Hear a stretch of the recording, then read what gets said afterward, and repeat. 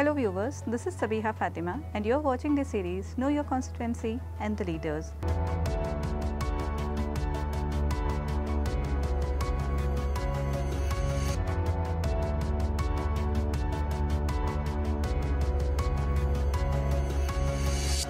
The constituency we are talking about is Shivajinagar.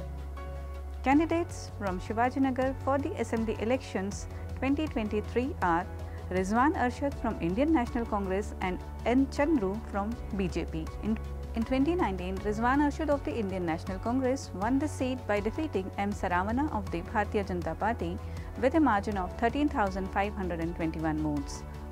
Shivajinagar Assembly constituency is one of the 28 assembly segments in Bengaluru urban district which falls under the Bangalore Central Parliamentary Constituency. Shivajinagar Assembly constituency was formed during 1969 Karnataka Assembly elections. Since then, Congress has won 6 times, Janata Party and Janata Dal has won 4 times and BJP has won twice. This constituency has been under Congress control since 2008. Roshan Beg has won the election 5 times since 1989.